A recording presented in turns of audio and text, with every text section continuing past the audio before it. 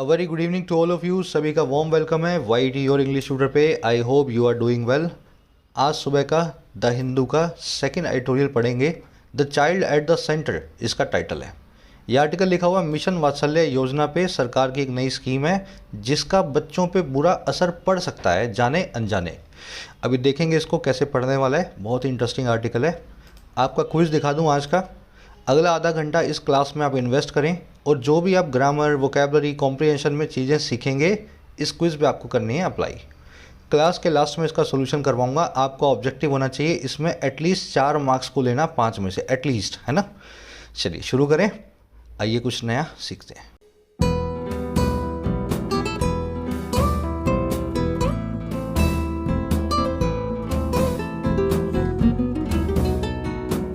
कह रहा है the child at the centre. देखिए द चाइल्ड का मतलब बच्चा, एट द सेंटर का मतलब है बिल्कुल सेंटर में, बिल्कुल फोकस पे। कह रहा है बच्चों को बिल्कुल फोकस में रखो। कोई नई स्कीम लाते हो, कोई पुरानी स्कीम बंद करते हो, अगर उनका कुछ बच्चों से लेना देना है तो जो भी काम कर रहे हो बच्चों को सेंटर में यानी कि फोकस में रखते हुए करो। बच्चों का बड़ा जो आपको ख्याल रखना है हर तरीके से। आगे बात समझ में। एट द सेंटर में एट पे ध्यान दें। एट बताता है किसी पिन पॉइंटेड लोकेशन को। जैसे कल आया था एट द क्रॉस रोड्स, आज आया है एट द सेंटर, है ना। एट आपको पिन पॉइंटेड लोकेशंस के बारे में बताता है। चलिए अब टाइटल पैराग्राफ को देखेंगे क्या कहना चाह रहा है। कह रहा है mission Vatsalya must bring together services and structures to help children in distress. कह रहे जो नई स्कीम आई ना सरकार की मिशन वात्सल्य, इसको ब्रिंग टुगेदर करना चाहिए। ब्रिंग मतलब लाना, टुगेदर मतलब साथ में लेकर के आना चाहिए। अच्छा किस किस को भाई? एक तो सर्विसेज को और एक स्ट्रक्चर्स को। एक तो सेवाएं देती है जो सरकार उसको, और एक सरकार ने जो स्ट्रक्चर्स बनाई हुई है, जो ढांचे बनाए हुए हैं सेवाएं देने के लिए। कह रहे हैं इन दोनों को साथ में लाना चाहिए। और लाना क्यों है? इन दोनों को लाना है बच्चों को मदद करने के लिए, और ऐसे बच्चों को मदद करने के लिए जो डिस्ट्रेस में है, जो स्ट्रेस में है, जो हार्डशिप से गुजर रहे हैं, जो किसी भी परेशानी का शिकार है। आई बात समझ में। सरकार की स्कीम है, इन दोनों चीज़ों को साथ में लाएगी तभी बच्चों को कुछ मदद मिलेगी। दोनों चीज़ों को अलग अलग रखने से कोई भी कनेक्शन, कोई भी लॉजिक उसका नहीं है ना। इन दोनों का को एग्जिस्टेंस होता है, साथ में ही होना चाहिए। अब ये सर्विसेज और स्ट्रक्चर्स क्या होती हैं अपने डिटेल में आर्टिकल में देखेंगे। सब्जेक्ट है इस आर्टिकल का वात्सल्य। वर्ब है इसकी must bring together. Subject green में, वर्ब पिंक कलर में। पूरे आर्टिकल में आपको मिलेगी। अंडरस्टैंडिंग को डेवलप करें। डिस्ट्रेस का मतलब होता है एक्सट्रीम स्ट्रेस, पेन या हार्डशिप, है ना। चलिए अब एक काम करें, आर्टिकल की सारी वोकैब देख लें। एक साथ देखेंगे, नज़र डालेंगे तो अपने को आर्टिकल स्मूथली पढ़ने में हेल्प मिलेगी। आ जाओ। देखिए आप में से जो लोग कॉम्पिटिटिव एग्जाम एस्पायरेंट्स हैं, 1 साल से, 2 साल से, 3 साल से या 4 साल से भी प्रिपरेशन कर रहे हो, लेकिन गाइडेंस नहीं मिलने की वजह से, सही रास्ता पता ना होने की वजह से आपका सिलेक्शन नहीं हुआ, या फिर आपने अभी भी तैयारी शुरू की है और आप चाहते हो फर्स्ट अटैम्प्ट में किसी अच्छे टीचर की गाइडेंस में अपने एग्जाम को क्रैक करूं, आप फ़ायदा ले सकते हैं अनअकैडमी के क्वालिटी कोर्सेज का। इसी वीडियो के फर्स्ट कमेंट में जाएं, यहाँ पे मिलेंगे आपको लिंक्स। अपने एग्जाम को चूज़ करें। फॉर एग्जाम्पल आप चूज़ करते हैं एसएससी को, यहाँ से आप अवेल कर पाएंगे अनअकैडमी का एसएससी का आइकॉनिक कोर्स। एसएससी के सभी non technical exams, CGL, CHSL, MTS, इनके सभी सब्जेक्ट्स का पूरा प्रीलिम्स और मेंस का कोर्स इस बैच में कवर होगा। प्रायोरिटी डाउट सॉल्विंग मिलेगी, टीचर से पर्सनल कनेक्शन होगा ताकि आपको लाइव क्लासेस में अपनी कमियां पता लगे और आप उनको इंप्रूव कर सकें। क्लिक ऑन आइकॉनिक और यहाँ से आप अवेल कर पाएंगे कोर्स को अलग अलग वैलिडिटी के साथ। अगर टाइम है आपके पास तो 12 महीने या 24 महीने का कोर्स यूज़ करें। प्राइसेस ऑलरेडी अफोर्डेबल है, लेकिन इस पे भी एडिशनल डिस्काउंट है अगर आप यूज़ करते हैं कोड YT10। मैं आपको यूज़ करके दिखा देता हूँ। जैसे ही अप्लाई करोगे आप 24 महीने के कोर्स की प्रिपरेशन कर सकते हो सिर्फ 375 रुपये पर मंथ की कॉस्ट पे। Use the code YT10 and prepare well. अच्छे से मेहनत करें किसी भी एग्जाम के लिए ऑन अनअकैडमी। चलिए अपनी वोकैब शीट है। पुराने नए हर तरह के वर्ड्स इसी शीट में आपको मिलेंगे। इसको रोज़ अपडेट करते हैं। टेलीग्राम ग्रुप से आप इसको डाउनलोड कर सकते हो। टेलीग्राम ग्रुप का लिंक इसी वीडियो के फर्स्ट कमेंट में है। आज के अपने पास वर्ड्स हैं क्रैंक अप, एंटेल, रीजिग और पर्सपेक्टिव। 4 वर्ड्स हैं अपने पास। क्रैंक अप तो बहुत बार हो चुकी है फ्रेजल वर्ब, आप जानते ही हो। क्रैंक क्या होता है?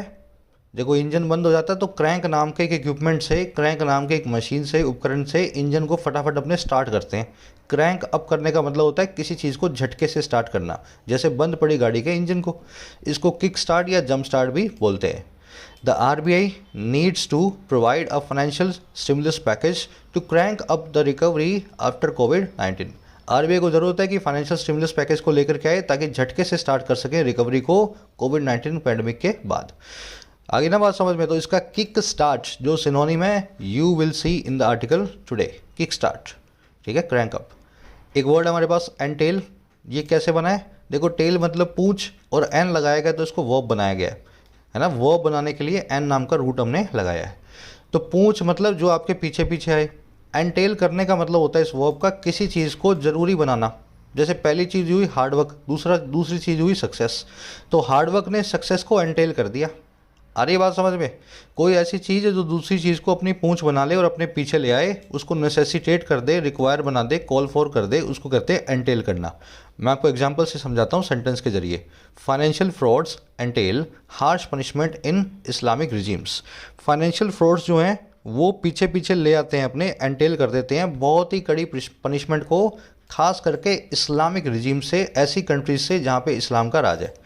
आगे बात समझ में।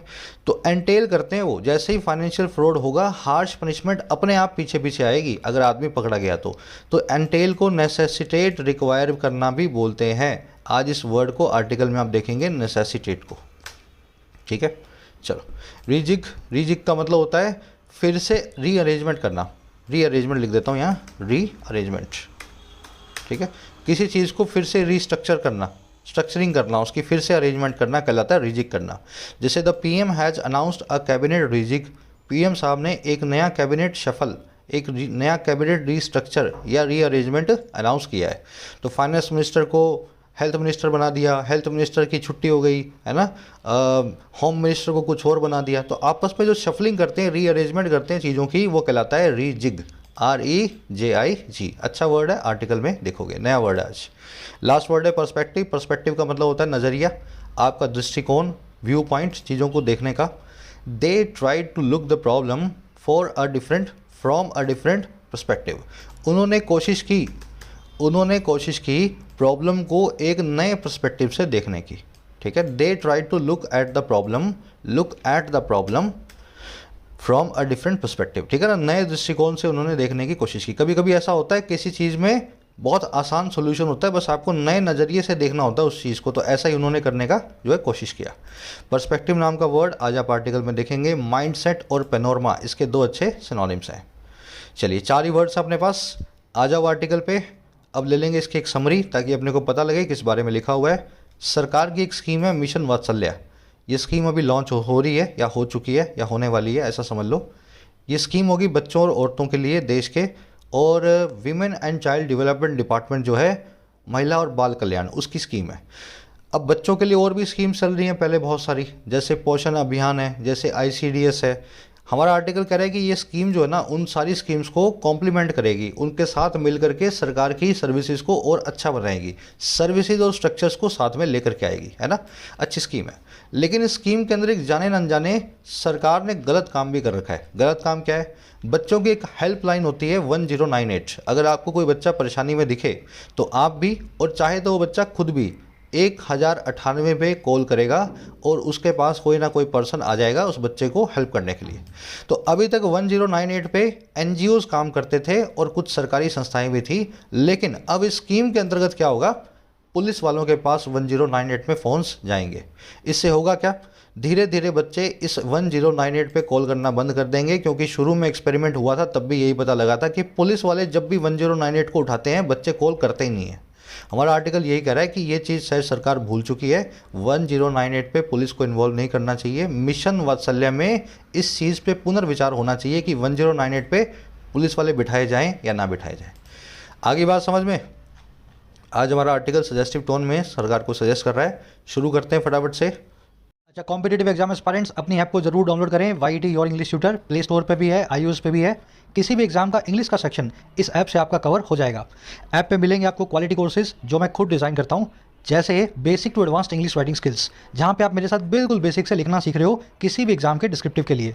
इसी के साथ आपको मिलेगा SSC का प्रीलिम्स और मेंस कॉम्बो। SSC के सभी एग्जाम्स के मेंस और प्रीलिम्स यहाँ से कवर हो जाएंगे। बैंकिंग का कॉम्बो भी अवेलेबल है। आप यहाँ पे कोई भी बैंक एग्जाम हो उसका प्रीलिम्स और मेंस दोनों प्रिपेयर कर सकते हो कोर्स की मदद से। कोई भी क्वेरी हो ऐप से रिलेटेड, ये नंबर है, इस पर व्हाट्सअप करें, आपको रिप्लाई मिल जाएगा और ऐप का लिंक मिलेगा आपको इसी वीडियो के फर्स्ट कमेंट में। चलिए, career schemes designed for social good do well on intent, but their success depends on whether they are built on principles of sustainability and work with in structures of accountability. कह रहे जो schemes है ना, और कौन सी schemes जो designed की गई हैं, ये वर्ब की थर्ड फॉर्म है, एडजेक्टिव है स्कीम्स के लिए, वो वाले स्कीम्स जो डिज़ाइंड है, ठीक है, वर्ब नहीं है ये, वर्ब की थर्ड फॉर्म एडजेक्टिव है। कह रहे वो स्कीम्स जो डिज़ाइन की गई हैं समाज के अच्छे के लिए, सोशल गुड के लिए, कह रहे वो बहुत ही अच्छा करती हैं, डू वेल करती हैं वो, और कैसे, अपने इंटेंट के हिसाब से, अपने इरादे के हिसाब से। सरकार अगर समाज के लिए कोई अच्छी स्कीम बनाई है सरकार ने, तो ऑन पेपर वो देखने में बहुत अच्छी लगती है, क्योंकि उसका इंटेंट तो अच्छा ही होता है ना। कह रहे लेकिन बट एक प्रॉब्लम भी है, उनकी जो सक्सेस है, इन स्कीम्स की जो कामयाबी है, वो पूरे तरीके से डिपेंड होती है, निर्भर करती है इस चीज़ पर, वेदर हाँ या ना वो बनाई गई हैं नहीं बनाई गई हैं, उन प्रिंसिपल्स पे, उन कानूनों पे, उन नियमों पे जो है सस्टेनेबिलिटी के, जो है अप्रोप्रिएटनेस के, और हाँ या ना वो वर्क करती हैं या नहीं करती हैं उन स्ट्रक्चर्स के अंदर, विद इन स्ट्रक्चर्स, जो स्ट्रक्चर्स हैं अकाउंटेबिलिटी की, जिम्मेदारी की, रिस्पॉन्सिबिलिटी की। आगे बात समझ में? तो स्कीम जो है देखने में बहुत अच्छी लगेगी सरकार की कोई भी, क्योंकि समाज के भले के लिए सरकार स्कीम्स बनाती है, किसानों के लिए कर्ज माफ़ी, गरीबों के लिए मुफ्त का अनाज, तो स्कीम्स तो बहुत अच्छी होती हैं देखने में कागज़ के ऊपर, ऑन इंटेंट, लेकिन वो कामयाब होंगी या नहीं होंगी, ये बात डिपेंड करती है दो चीज़ों पे, कि पहली चीज़ तो स्कीम को सस्टेनेबिलिटी के आधार पे बनाया गया है या नहीं बनाया गया, और दूसरा जो एग्जिस्टिंग सरकारी स्ट्रक्चर है जिम्मेदारी वाली, उनके अंदर वो स्कीम काम करती है या नहीं करती। चलो, स्कीम्स की वर्ब है डू, सक्सेस की वर्ब है depend on, rely on, hinge on, किसी चीज़ का दूसरी चीज़ पर निर्भर होना, डिपेंड होना, ठीक है, समझ रहे हो ना। ऑन आएगा इन तीनों के बाद में, याद रखना हमेशा। दे की वर्ब है आर बिल्ट, दे आया स्कीम्स के लिए, दे की दूसरी वर्ब है work, they are built and they work. Sustainability का मतलब होता है अप्रोप्रिएटनेस, वाइबिलिटी। सरकार ने बोल दिया सारे गरीबों को मुफ्त के अंदर 50 किलो अनाज देंगे, अब 50 किलो अनाज तो है ही नहीं देश में सबको देने के लिए हर महीना, वो भी मुफ्त के अंदर, समझ रहे हो मेरी बात को। तो ये सस्टेनेबल डिसीजन नहीं है सरकार का, एक हफ्ता दे देगी सरकार, फिर अगले हफ्ते स्कीम बंद हो जाएगी। तो स्कीम्स की कामयाबी सस्टेनेबिलिटी पर आधारित होती है, प्रैक्टिकल होना चाहिए, अप्रोप्रिएट होना चाहिए स्कीम को। चलो, अकाउंटेबिलिटी का मतलब होता है जिम्मेदारी, रिस्पॉन्सिबिलिटी। आगे बढ़ते हैं नेक्स्ट पैराग्राफ पे, थोड़ा सा और प्रकाश डालेगा ये क्या कहना चाह रहा है उस बात पे। कह रहा है while the centres intent to provide integrated benefits to children and women is behind the comprehensive revamping of the Department of Women and Child Development schemes. Is this a rejig constructed with rules that will ensure maximizing benefit for shareholders, women and children? अब देखो last में question आ रहा है, तो मतलब interrogative sentence है, कुछ सवाल पूछा जा रहा है। अब सवाल देखो कहाँ आएगा, कह रहे जहाँ सरकार का जो इंटेंट है, सरकार का जो इरादा है, और क्या भाई क्या इरादा है, दे देने का इंटीग्रेटेड बेनिफिट्स को बच्चों और वुमेन को। अरे ये बात समझ में, चिल्ड्रन और वुमेन को। कह रहे जहाँ पे सरकार का इरादा है ऐसे बेनिफिट्स का, इंटीग्रेटेड का मतलब है मिले जुले, अब बच्चे और औरतें अलग तो है नहीं, माँ का ही बच्चा है, बच्चे की माँ है ना, तो कुछ ऐसे बेनिफिट्स हो जो दोनों को साथ में मिले, इंटीग्रेट होकर के मिले। कह रहे जहाँ सरकार का ऐसा इरादा जो है ना, ये इरादा ही पीछे है, बिहाइंड है इस मोटे तौर पे, इस एक्सटेंसिव, इस कॉम्प्रिहेंसिव रीवैम्पिंग है। रीवैम्पिंग का मतलब होता है किसी चीज़ की रीस्ट्रक्चरिंग, मॉडर्नाइजेशन है ना। तो ये सारा का सारा जो इरादा ही इसकी मोटे तौर पे रीवैम्पिंग के या रीस्ट्रक्चरिंग के पीछे है। और रीस्ट्रक्चरिंग किसकी, department of women and child, जो है वीमेन एंड चिल्ड्रन की स्कीम्स की, है ना, महिला और बाल कल्याण की जितने भी स्कीम है इस डिपार्टमेंट की, सभी स्कीम्स की। कह रहे जहाँ पे सरकार का इरादा ही ये काम को करवा रहा है, कह रहा है वहीं पे अब देखो सवाल पूछ रहे हैं, इज लगा दिया और फिर सब्जेक्ट को रखा है, यहाँ पे आपको कर दिया इन्वर्जन। कह रहा है क्या ये है, इज दिस, क्या ये जो रीजिग है, ये जो रीअरेंजमेंट है, ये जो रीस्ट्रक्चरिंग है, ये कंस्ट्रक्टेड है रूल्स के साथ। Is this a rejig constructed with rules, और कौन से रूल्स, जो कि जो है इंश्योर करेगी ज़्यादा से ज़्यादा बेनिफिट्स को शेयर होल्डर्स के लिए, और शेयर होल्डर्स कौन है, बच्चे और औरतें। तो सरकार तो चाहती है कि स्कीम्स को अच्छा कर दें इस डिपार्टमेंट की। इस डिपार्टमेंट की स्कीम्स बड़ी कंफ्यूजिंग है, किसी को समझ में नहीं आ रही है, तो सरकार इनको रीस्ट्रक्चर कर रही है। सरकार का इरादा ठीक है, लेकिन क्या ये रीस्ट्रक्चरिंग जो सरकार कर रही है ये कंस्ट्रक्टेड विद रूल्स हो रही है, रूल्स के हिसाब से हो रही है, और इस हिसाब से हो रही है कि ज़्यादा से ज़्यादा बेनिफिट देगी औरतों या बच्चों को। आई ना बात समझ में। इंटेंट की वर्ब है इज, दिस की वर्ब है इज, ठीक है ना। दैट की वर्ब है विल इंश्योर। कंस्ट्रक्टेड आया रीजिग के लिए। रीजिग आप जानते हैं रिकंस्ट्रक्शन, रीअरेंजमेंट, जैसे कि रीशफल करते हैं ना, अपने चीज़ों को इधर से उधर करते हैं। हेल्थ मिनिस्टर को एजुकेशन मिनिस्टर बना दिया, रीजिग। चलो, कह रहा मिशन वात्सल्य which has been operationalized is one of the new triad of schemes along with Mission Shakti and Poshan 2.0 that aims at securing a healthy and happy childhood for every child।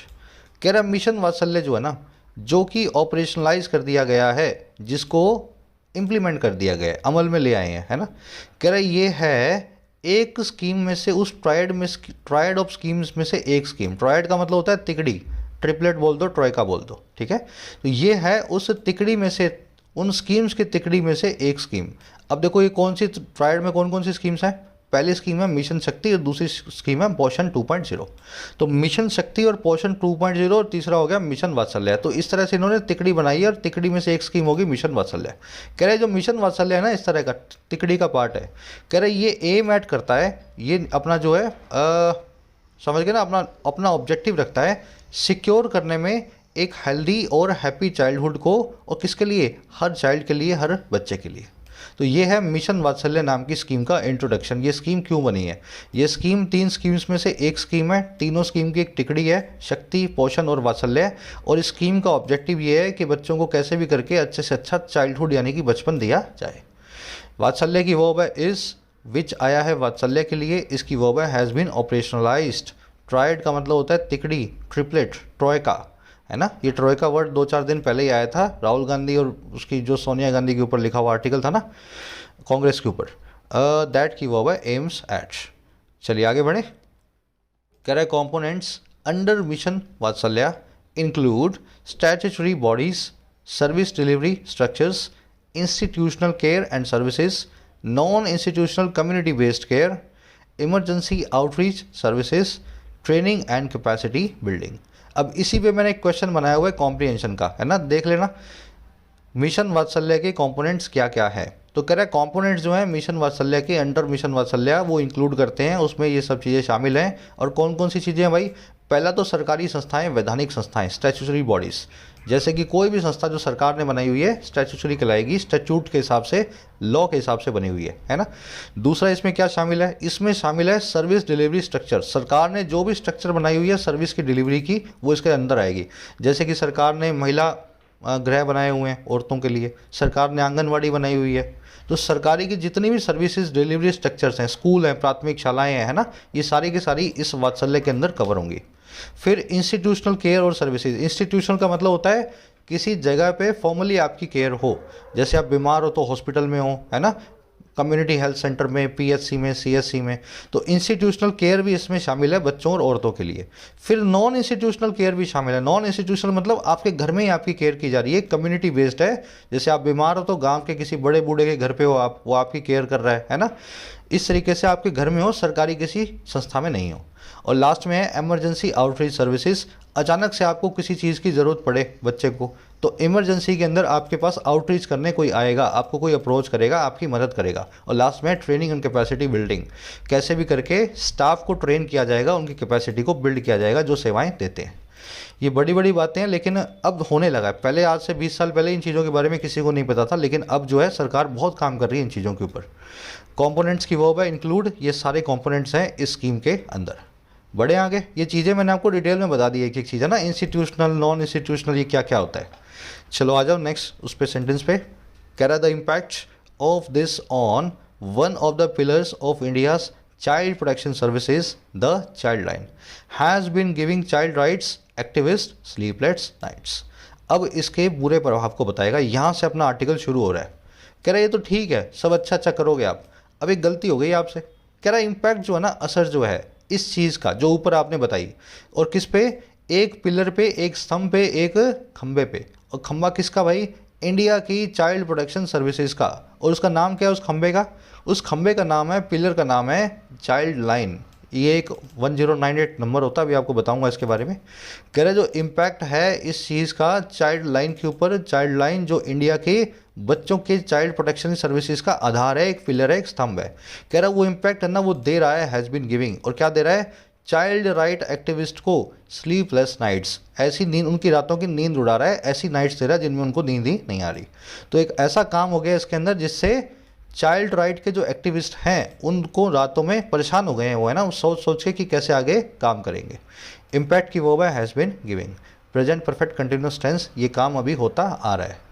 आगे बढ़े, चलो। Impact एक noun है इसीलिए on आया, impact verb अपने बाद में नो ऑन नहीं लेती, याद है ना आपको। Order, demand, impact, stress, emphasise, seek, ये सारी वर्ब्स ऐसी हैं जिनके बाद में कभी भी कोई प्रपोजिशन नहीं आता, लेकिन इम्पैक्ट यहाँ पे सब्जेक्ट है, नाउन है, नाउन फॉर्म में इम्पैक्ट अपने बाद ऑन ले लेता है। चलो, कह रहा है child line 1098 the 24 hour toll free helpline for children in distress will be manned by the Home Affairs Ministry under Mission Vatsalya. Union Minister Smriti Irani said last year, citing the need to preserve data sensitivity. Correct, Childline नाम की service है भारत में 1098, ये 24 घंटे की 24 hours की toll free helpline है बच्चों के लिए, और वो बच्चे जो डिस्ट्रेस में हैं, जो किसी तरह की परेशानी में है। कह रहा है अब ये चाइल्डलाइन है ना, अब ये childline will be manned, man की जाएगी। मैन करने का मतलब है इसकी कौन रखवाली करेगा, इसके ऊपर कौन बैठेगा, इसके ऊपर कौन सर्विसेज देगा। तो इस पे सर्विसेज देंगे होम अफेयर्स मिनिस्ट्री के लोग, और किसके अंडर, मिशन वात्सल्य के अंडर। होम अफेयर्स मिनिस्ट्री मतलब पुलिस विभाग, समझ गए ना। तो पुलिस विभाग के लोग जो हैं अब इस चाइल्डलाइन के ऊपर बैठेंगे। कह रहा है ऐसा कौन, किसने बोला भाई, इसने बोला था, यूनियन मिनिस्टर स्मृति ईरानी ने इस बात को लास्ट ईयर उन्होंने ऐसा कहा था। और कैसा कहा था, क्यों कहा था, हवाला देते हुए, साइट करते हुए उस नीड को, ज़रूरत को जो प्रिजर्व करने की है, डेटा की सेंसिटिविटी को, डेटा की संवेदनशीलता को। तो बच्चों से रिलेटेड डेटा बहुत सेंसिटिव होता है, आप उसको जल्दी से शेयर नहीं कर सकते हो। तो स्मृति ईरानी जी को ऐसा लगा होगा कि ये डेटा जो है पुलिस के पास में रहे तो इसकी ज़्यादा अच्छे से रखवाली हो पाएगी। आगे बात समझ में, चाइल्ड लाइन की वर्ब है will be manned, union minister Smriti Irani की वर्ब है सेट। साइटिंग यहाँ पे प्रेजेंट पार्टिसिपल साइमल्टेनियस एक्शन, जब इन्होंने, मैडम ने ऐसा कहा था तब ये साइट भी कर रही थी इस चीज़ को। साइट का मतलब होता है किसी चीज़ का हवाला देना, सेंसिटिविटी मतलब संवेदनशीलता। इस सेंटेंस में ग्रामर रूल है, उसको बाद में देखते हैं, पहले चाइल्ड लाइन के बारे में आपको बता दूं। अगर आपको कोई बच्चा परेशानी में दिखे, या फिर कोई बच्चा खुद परेशानी में हो और उसको लगे कि मुझे मदद की ज़रूरत है, हेल्प चाहिए मुझे, तो 1098 अपने फ़ोन से डायल करें। फ्री ऑफ कॉस्ट है, टोल फ्री है, 24 आवर्स। आपके कॉल को कोई रिसीव करेगा, आपकी लोकेशन को लेगा, और वहाँ पे 15-20 या मिनट में, आधे घंटे में एक आदमी आ जाएगा बच्चे की मदद करने के लिए। ठीक है, फ्री ऑफ कॉस्ट है, सरकार की तरफ से है, और बहुत अच्छा है ये। इसमें कोई भी ज़्यादा बड़ी दिक्कत होती है तो वो आदमी, पुलिस भी साथ में लेकर के आएगा। पहले तो ये ठीक से काम नहीं करती थी, लेकिन पिछले 5-7 साल में सरकार ने इसके ऊपर बहुत ध्यान दिया है, अब ये बहुत अच्छे से काम भी कर रही है। लेकिन अब बुरी चीज़ ये है कि इसके ऊपर पुलिस वाले बैठेंगे, फ़ोन जो है उठाएंगे पुलिस वाले, और बच्चे ऑलरेडी पुलिस वालों से डरते हैं, है ना। तो इससे कहीं ऐसा ना हो कि 1098 जो है इसकी यूटिलिटी ख़त्म हो जाए, बस यही इस आर्टिकल का डर है। आगे इसको डिटेल में देख लेंगे इस चीज़ को। अब अपने रूल पे आ जाओ, ग्रामर के। 24 आवर जो लिखा हुआ है, इसमें आवर के आगे एस क्यों नहीं लगाया हुआ। 24 घंटे तो बहुत सारे होते हैं ना, प्लूरल होना चाहिए ना। तो 24 आवर्स क्यों नहीं लिखा हुआ भाई, 24 आवर्स क्यों नहीं लिखा हुआ। चलो रूल को समझ लें, 2 रूल्स हैं अपने पास, दोनों को मिक्स कर रहा हूँ मैं ताकि आपके दिमाग में अच्छे से बैठे। रूल नंबर 1, जब भी नाउन एडजेक्टिव की तरह काम करें और उनके आगे कोई नंबर लगा हो तो वो नाउन्स को सिंगुलर रखें। अगर वो एडजेक्टिव की तरह काम कर रहे हैं ना, उनके बाद में दूसरा नाउन है, तो उनको सिंगुलर रखें और बीच में उनके डैश लगा दें, हाइफन। ठीक है, for example, I found a 10 rupees note on the road. मैंने पाया 10 रुपये का नोट रोड पे। क्या पाया भाई, मैंने नोट को पाया, और नोट कितना था, 10 रुपये का। ये 10 रुपये जो है ना, ये नोट के लिए एडजेक्टिव का काम कर रहा है। यहाँ पे 10 की जगह 50 लिख दूँ तो बदल जाएगा नोट, यहाँ पे 100 लिख दूँ तो नोट और बड़ा हो जाएगा। तो ये 10 रुपये, 100 रुपये, 50 रुपये जो है नोट को परिभाषित कर रहा है, एडजेक्टिव का काम कर रहा है। अब ये काम तो कर रहा है लेकिन खुद ही एक नाउन है, तो हुआ क्या, इसको अपने हाइफनेटेड एडजेक्टिव बनाएंगे। और कैसे बनाएंगे, उसका तरीका है, इसके बीच में लगा दो हाइफन, और आगे से रुपीज़ के आगे के एस को निकाल दो। I found a 100 rupee note on the road. आगे बात समझ में, बस रूल इतना ही है, अगर नाउन्स एडजेक्टिव का काम कर दें किसी दूसरे नाउन के लिए अपने बाद में आने वाले, तो वो नाउन्स खुद एडजेक्टिव बन जाते हैं, हाइफन लग जाता है उनके बीच में और पीछे से एस निकल जाता है। वैसे ही I found 10 rupee on the road, मैंने 10 रुपये नोट रोड पर पाए। अब यहाँ पे 10 रुपी जो हाइफनेटेड एडजेक्टिव है ये आपको नहीं बनाना है, क्योंकि इसके बाद में कोई नाउन ही नहीं है, ये खुद ही नाउन है, ये खुद ही आपका जो है फाउंड वर्ब का ऑब्जेक्ट है। ये रूल तभी लगाएं जब ये एडजेक्टिव का काम कर रहे हो किसी दूसरे नाउन के लिए। अब नाउन यहाँ पे है ही नहीं दूसरे केस में, तो यहाँ पे 10 रुपी ऐसा लिखने का कोई मतलब नहीं है। आप इसको लिखें 10 हाइफन निकालें और लिखें रुपीज़। समझ गए? बस इतना सा ही रूल है। ये तो था रूल नंबर 1। अब रूल नंबर 2 पे आ जाओ। जैसे ही ये क्वेश्चन है 20 रुपी इज़ या are short in the cash of today. 20 रुपये आज की कैश में कम है, ठीक है।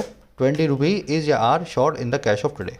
यहाँ पे 20 रुपी सब्जेक्ट है आपका, इसको हाइफनेटेड नहीं बना सकते क्योंकि इसके बाद में कोई नाउन ही नहीं है। अगर नाउन नहीं है तो ये हाइफनेटेड एडजेक्टिव बन ही नहीं सकता। तो सबसे पहली चीज़ तो यहाँ लिखे 20 रुपीज़, ठीक है। दूसरी चीज़ 20 रुपीज़ को आप वर्ब देंगे आर, ऐसा ही करेंगे ना। 20 रुपये तो बहुत सारे होते हैं तो आर दूंगा नहीं।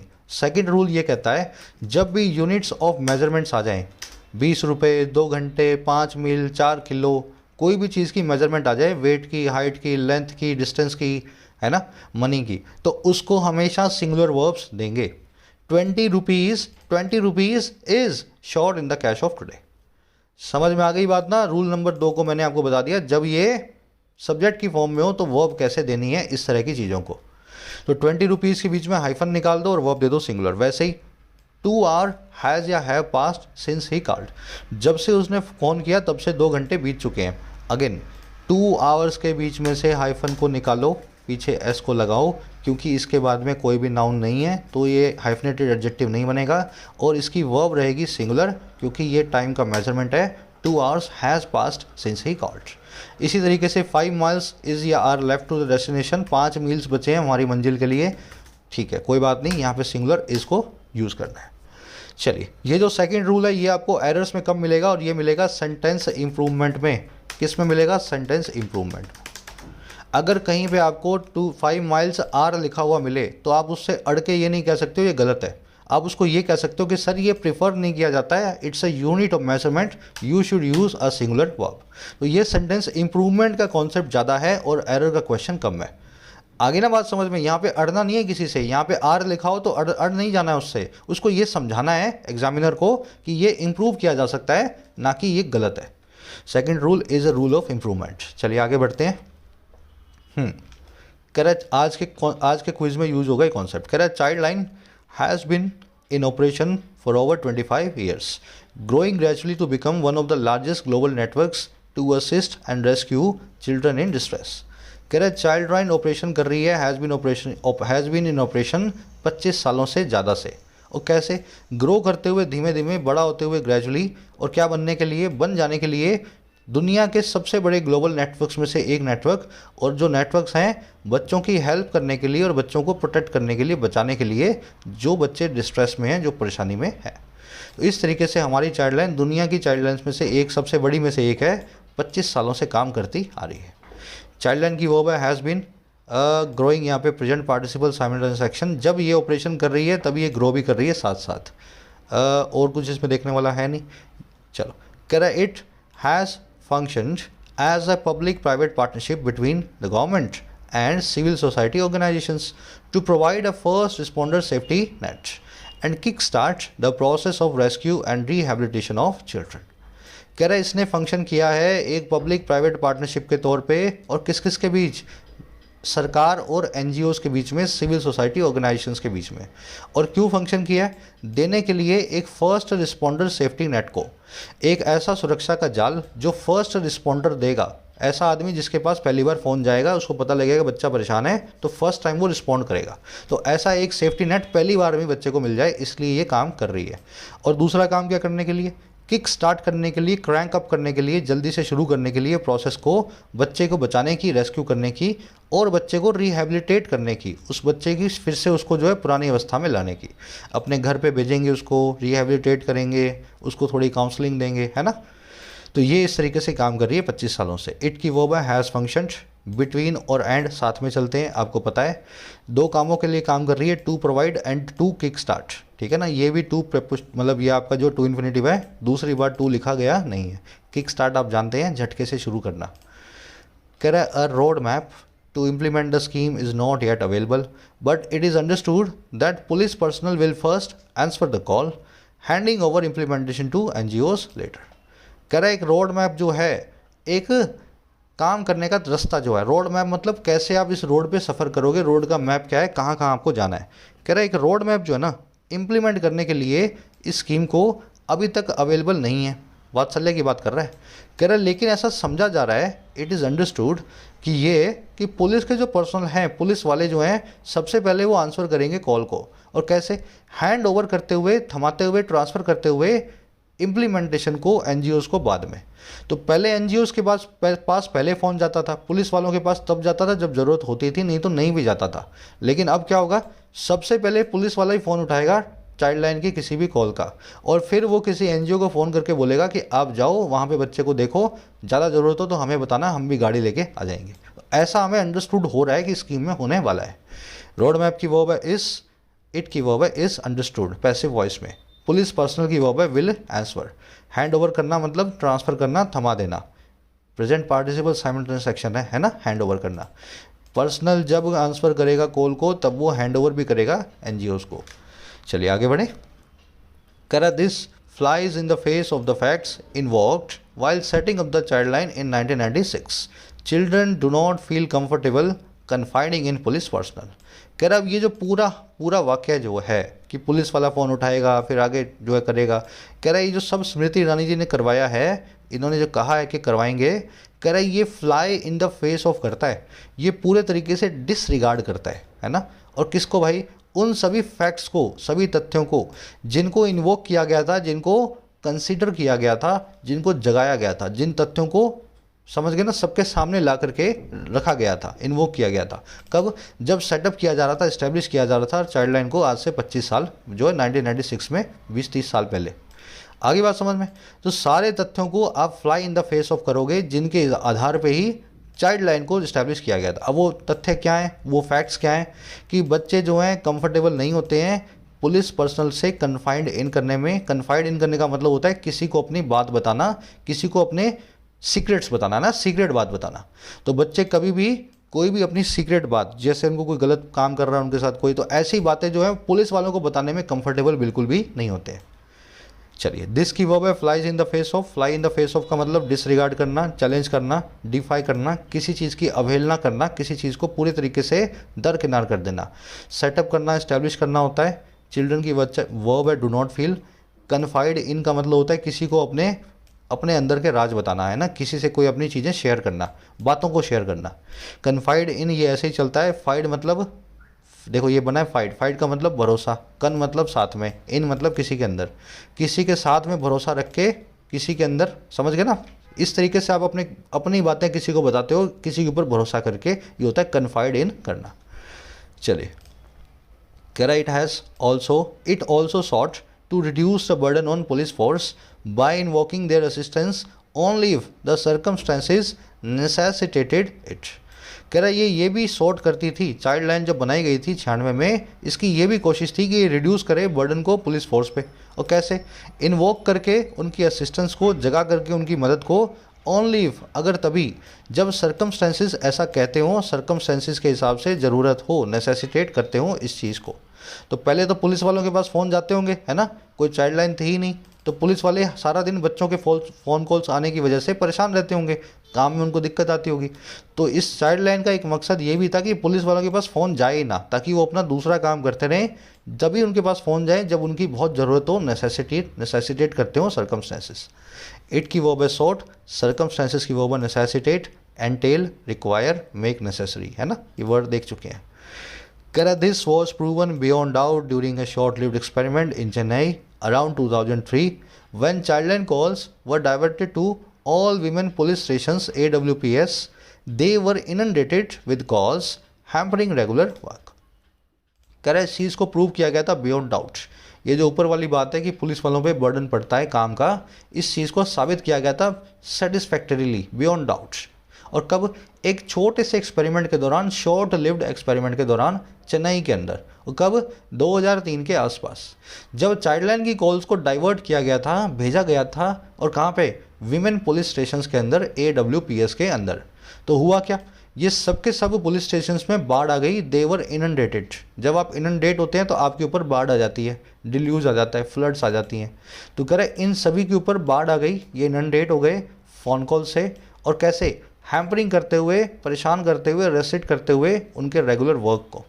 तो 2003 में एक्सपेरिमेंट भी करके देखा गया था, उसमें यही पता लगा कि चाइल्ड लाइन की कॉल्स अगर पुलिस वालों के पास जाएगी तो क्या होगा, इससे उनका काम जो है प्रभावित होगा। सारा दिन उनके पास फ़ोन कॉल्स आते रहेंगे बच्चों के। आगे बात समझ में।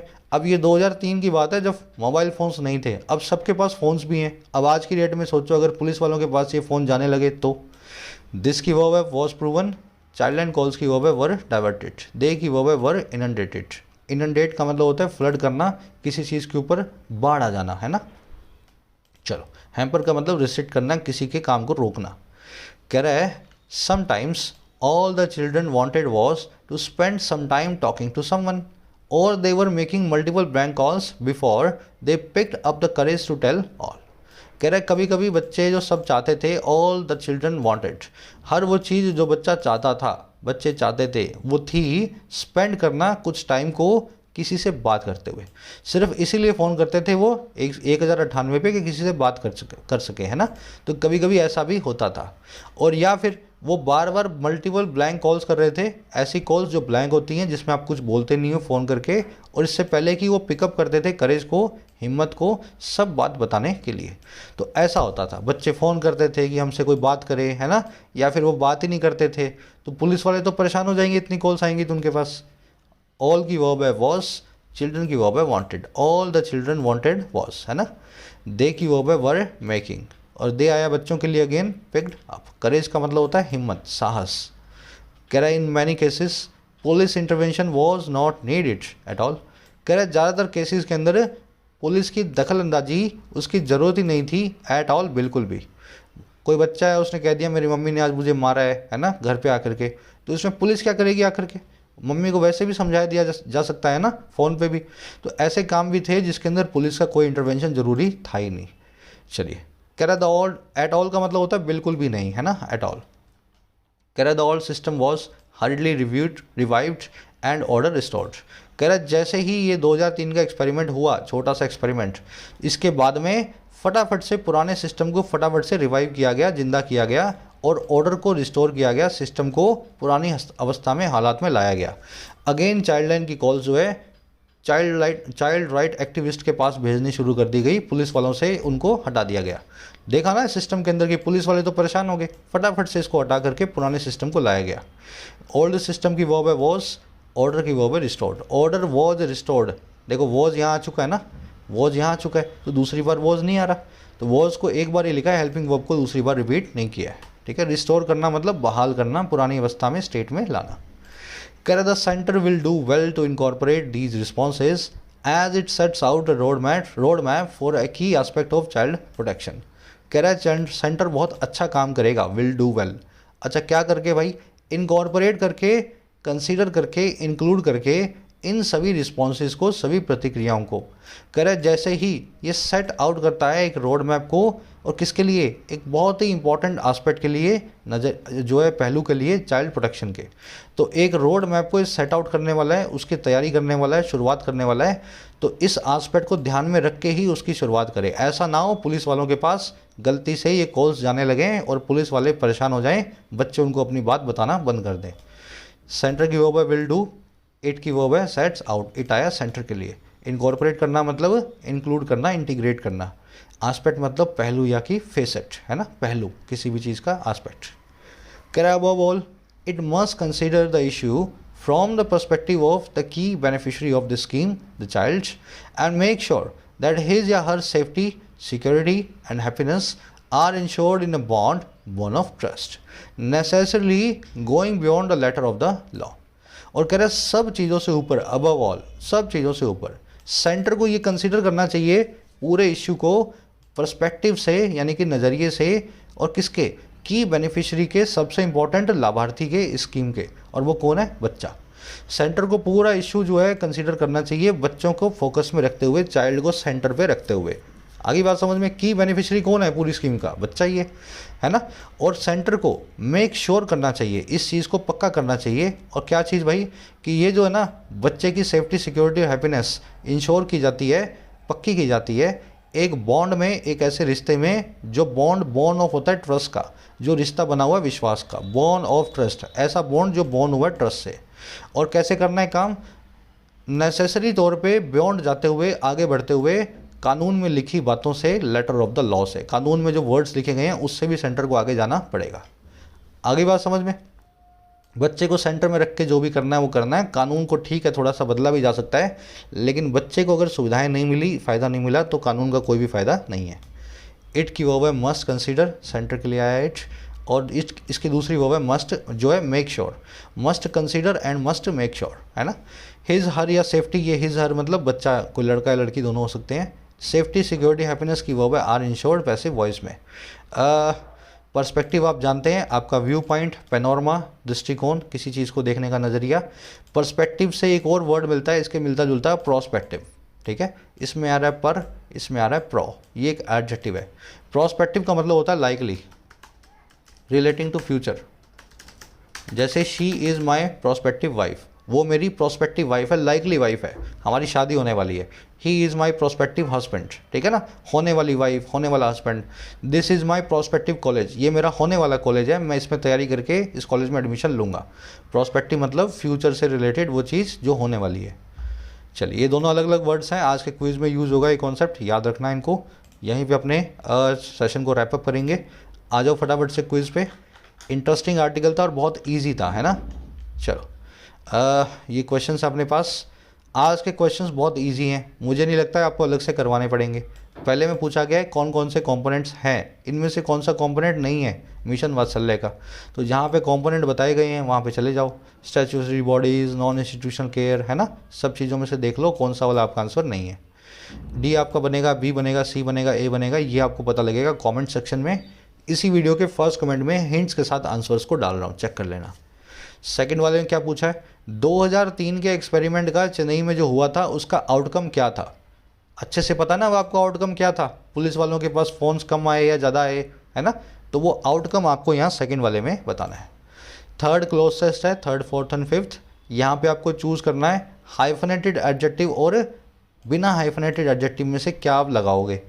चेक कर लो, अगर नाउन रखा हुआ है तो आप हाइफनेटेड एडजेक्टिव बना देना, और कैसे बनाना है वो आप ऑलरेडी जानते हो, समझ गए ना। थर्ड में आपको ऐसे ऐसे जो डालना है।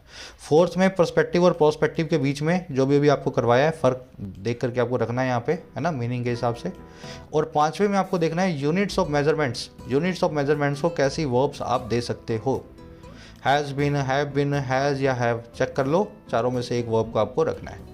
बहुत सिंपल क्विज़ है, मुझे नहीं लगता 4 में से कम मार्क्स आएंगे अगर आपकी ठीक ठाक भी आप मेरे साथ तैयारी कर रहे हो काफ़ी दिनों से। फर्स्ट कमेंट में इसी वीडियो के आपको मिलेगा इसका आंसर्स, जाके चेक करो। आउट ऑफ 5 कितने मार्क्स मिले ज़रूर से बताना। मुलाकात होगी नेक्स्ट क्लास में, एक लाइक और एक शेयर ज़रूर से दें। कोर्सेज से रिलेटेड कोई भी क्वेरी हो, ये नंबर है, इस पर व्हाट्सअप कर सकते हैं। अब अपने पास एसएससी, बैंकिंग और जो है राइटिंग के तीनों के कोर्सेज ऐप पे अवेलेबल हैं। कोई भी क्वेरी हो, ये नंबर है, इस पर व्हाट्सअप करें, टीम रिप्लाई करेगी। Until then, signing out.